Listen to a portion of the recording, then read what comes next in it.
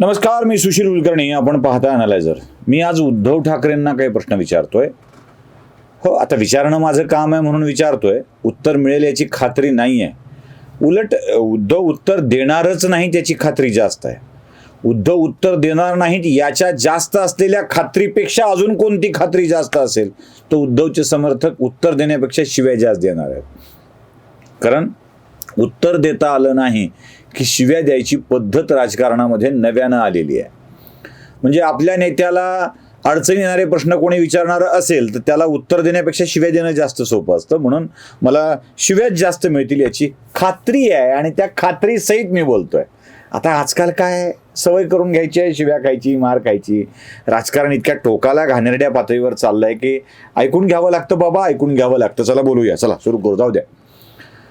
उद्धव ठाकरेंना माझा पहिला प्रश्न आहे आणि पहिला प्रश्न विचारण्याच्या आधी एक व्हिडिओ दाखवायचा आहे, बघून घ्या. असा बेईमान माणूस आहे तो.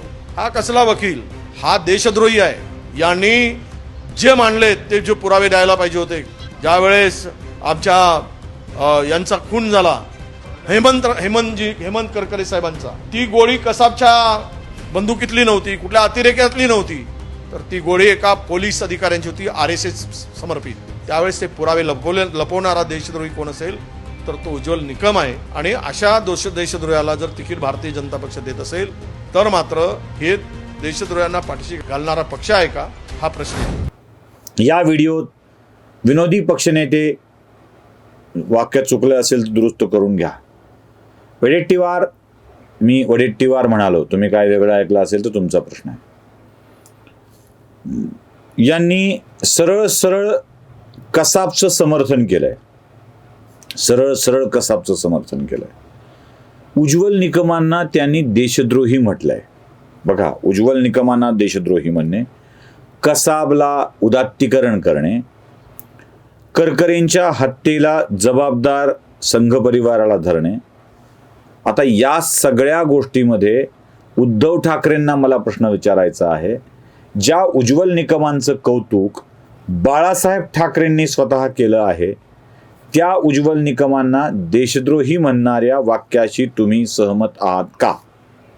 दुसरा प्रश्न आहे, ज्या कसाबचं उदात्तीकरण केलं जातं आहे त्या विनोदी पक्षनेत्याच्या मताशी तुम्ही सहमत आहात का?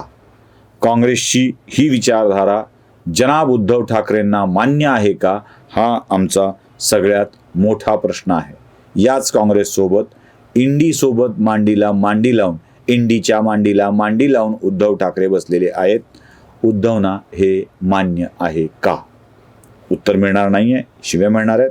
तुमच्या शिव्या, आमच्या ओव्या, त्या शिव्या. चला पुढचा प्रश्न विचारला पाहिजे.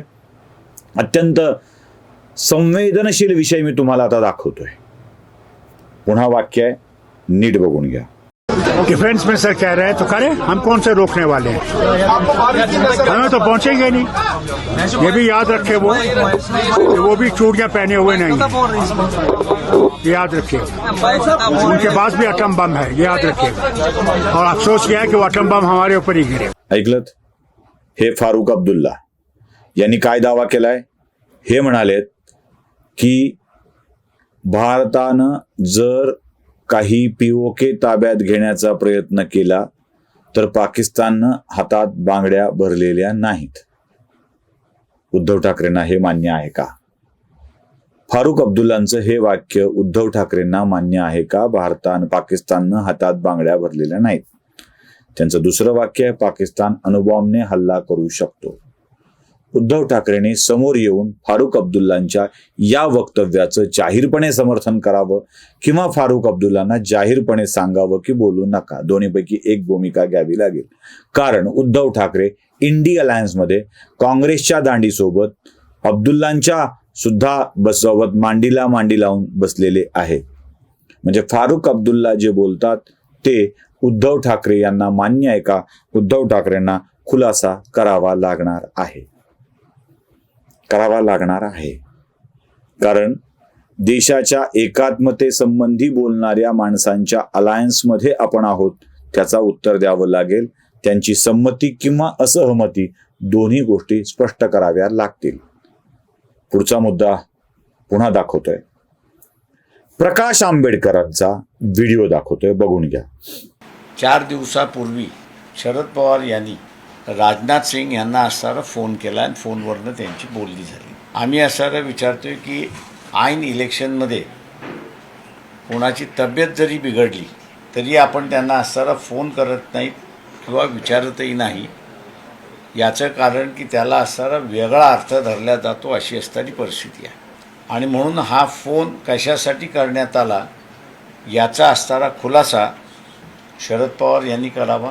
बघितलात, यात पुन्हा उद्धव ठाकरेंना प्रश्न विचारावा लागेल. सन्माननीय उद्धवजी, प्रकाश आंबेडकर म्हणतात त्याप्रमाणे, कारण प्रकाश आंबेडकर हे आपल्या मित्रापैकी एक आहेत, ते तुमचे वेलविशर आहेत, तुम्ही त्यांच्या जवळचे आहात, तुम्ही दुश्मनी झाल्याचं नाही सांगितलं होतं. तुम्ही निवडणुकीच्या आधी युती केली होती, ती युती शरद पवारांच्यामुळे तुटली होती, काँग्रेसमुळे तुटली होती. या प्रकाश आंबेडकरांनी विचारलंय की शरद पवारांनी राजनाथ सिंगांना फोन का केला होता. राजनाथ सिंगांशी शरद पवारांचे असलेले संबंध तुम्हाला मान्य आहेत का? कारण तुम्ही नरेंद्र मोदींनी दिलेली ऑफर धुडकावली होती आणि आपली निष्ठा दाखवलेली होती. हे तुम्हाला मान्य आहे का? तुमच्या निष्ठा धुडकावल्या जातात, तुम्ही लोकांना धुडकावता, पण त्यांच्यासोबत शरद पवार संबंध ठेवून असतात, असे फोन करणं तुम्हाला मान्य आहे का? पुढचा मुद्दा. नुकतंच शरद पवारांनी एक विधान केलंय. ते म्हणाले, अनेक प्रादेशिक पक्ष काँग्रेसमध्ये विलीन होऊ शकतात. आमची विचारधारा नेहरू गांधींची विचारधारा आहे, त्यामुळं कोणीही विलीन झालं तर आश्चर्य वाटायला नको. माझा शरद पवारांच्या या वाक्यावर उद्धव ठाकरेंना पुढचा प्रश्न आहे. सन्माननीय उद्धवजी, तुमची नेहरू गांधींची विचारधारा आहे का? तुमची विचारधारा तर प्रबोधनकार आणि बाळासाहेब यांची आहे. बाळासाहेब प्रबोधनकारांची विचारधारा सांगणाऱ्या उद्धवांना नेहरू गांधींची विचारधारा असणं मान्य आहे का? नंबर 2, शरद पवारांनी आपला पक्ष काँग्रेसमध्ये विलीन केला तर तो तुम्हाला मान्य आहे का? तुमचा पक्ष विलीन करायला लावला तर तो तुम्हाला मान्य आहे का? करणार आहात का? कारण याबाबत महाराष्ट्राला स्पष्टीकरण होणं आवश्यक आहे. ते नाही झालं तर तुमच्याविषयीचे संभ्रम वाढण्याची जास्त शक्यता आहे. त्यामुळे उद्धव ठाकरेंनी याबाबतचा खुलासा करावा, एवढीच साधी, सरळ आणि प्रामाणिक अपेक्षा आहे. धन्यवाद.